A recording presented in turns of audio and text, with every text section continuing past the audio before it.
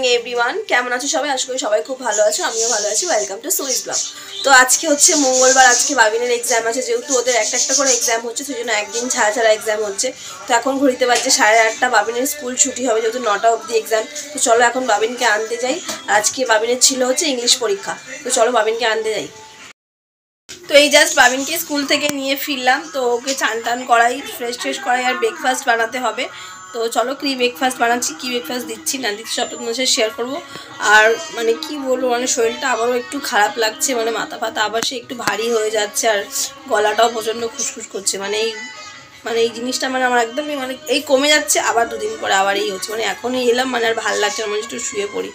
তো যাই হোক চলো, এখন রান্নাঘরে। আর রান্নাঘরে এসে মানে লুচিও বানিয়ে ফেলেছি। সকালে বানিয়েছিলাম হচ্ছে সাদা আলুর চচ্চড়ি, আর মিস্টার হালদারের জন্য রুটি করেছিলাম। তো উনি রুটি দিয়ে তরকারিটা দিয়ে নিয়ে গেছে। আর এখন বাবিন স্কুল থেকে এলো, তো ওকে এই আলু রুটিটা দিলাম না, বললাম তাহলে কটা লুচি বানিয়ে দিই। তো ওর জন্যই লুচি বানালাম। তো চলো বাবিনকে এখন ব্রেকফাস্ট দেবো। যে হচ্ছে সাদা আলুর চচ্চড়ি, যেটা সকালে বানিয়েছিলাম, আর এই যে এখন একটু লুচি ভেজে নিলাম। আর বাবিন আজকেও আসার সময় যে নিয়েছে ওর ফেভারিট সন্দেশ, আর আমি আমার জন্য আমার ফেভারিট নিয়েছি হচ্ছে কালো জাম। কে কে কালো জাম খেতে পছন্দ করো আমাকে কিন্তু কমেন্টে জানাবে। তো আমার দু একটা মিষ্টির মধ্যে আমার মিষ্টি হচ্ছে ফেভারিট হচ্ছে কালো জাম আর রসগোল্লা। ছানার সন্দেশও ভালোবাসি। আর তোমাদের কার কি মিষ্টি পছন্দ হয় সেটা কিন্তু আমাকে কিন্তু কমেন্টে জানিও।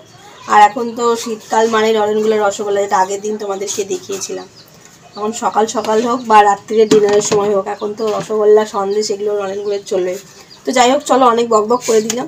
তো বাবিনের ব্রেকফাস্টটা দিয়ে দিয়েছি। ব্রেকফাস্ট তোমার খাওয়া স্টার্ট করে দিয়েছে। দেখো কেমন হয়েছে খেতে আজকে লুচি আর সাদা আলু চচ্চড়িটা। কেমন হয়েছে মামা? ভালো হয়েছে? থামস আপ, একদম থামস আপ মানেই টেস্ট ভালো। তো চলো এখন বাবিনা ব্রেকফাস্ট করে নি, আমিও করে নিই।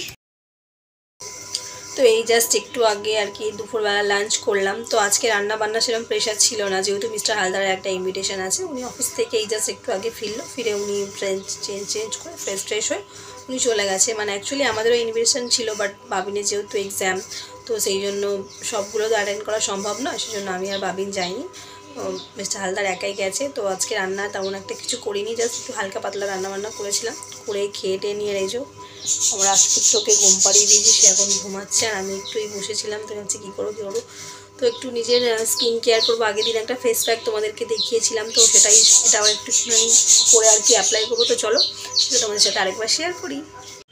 তো আগের দিন তো তোমাদেরকে দেখিয়েছিলাম যে এর মধ্যে কী কী দিয়ে আমি এটাকে মিক্স করি। তো এর মধ্যে দিয়েছি হচ্ছে বেসন আর হচ্ছে হলুদ আর হচ্ছে মধু দিয়ে এটাকে খুব ভালো করে মিক্স করবো। আর একটা তোমাদের চাইলে এর মধ্যে একটু র মিল্কও দিতে পারো, বাট আমি র মিল্ক দিই না, আমি সামান্য একটুখানি এটা জল ব্যবহার করবো। তো দিয়ে এটাকে আমি খুব ভালো করে এখন মিক্সারটাকে তৈরি করে নেবো। তো চলো এটাকে আমি এখন বানিয়ে নিই, তারপরে আমার ফেসে কীভাবে অ্যাপ্লাই করছি সেটা তোমাদেরকে দেখাচ্ছি। সেরকম রাউন্ড ঘুরিয়ে আর কি পুরো এটাকে প্যাকটাকে সুন্দর করে রেডি করে নিতে হবে। তো দেখো প্যাকটা আমার এখানে খুব সুন্দর করে রেডি করা হয়েছে। তো চলো আমি এটাকে আবার ফেসে অ্যাপ্লাই করি। তার জন্য আমি আগে মুখটাকে খুব ভালো করে আর কি জল দিয়ে ক্লিন করে নিয়েছি। নিয়ে এটাকে আমি এবার খুব সুন্দর করে অ্যাপ্লাই করলাম। আমি এখানে হাত দিয়ে অ্যাপ্লাই করছি। আমি আগের দিনেও যখন দেখিয়েছিলাম তখনও এটা হাত দিয়ে অ্যাপ্লাই করেছিল, কারণ আমার মনে হয় যেন হাত দিয়ে অ্যাপ্লাই করবে, যেন আমার মুখে খুব ভালো করে আর কি অ্যাপ্লাইটা করা হচ্ছে। অনেকে কী করে ব্রাশ দিয়েও করে, তো তোমরাও চাইলে এইভাবে ব্রাশ দিয়ে করতে পারো। আর এটা যদি তোমরা উইকে 3 দিন আর কি ইউজ করো না, তো মুখে যে আমরা যে রোদে বাইরে বেরাই, যে মানে আর কি ট্যানটা পড়ে, তারপরে ফেসের পজের মধ্যে আর কি ময়লাগুলো গিয়ে জমে, তো এটা দিলে না খুব ভালো করে আর কি ক্লিন হয়ে যাবে।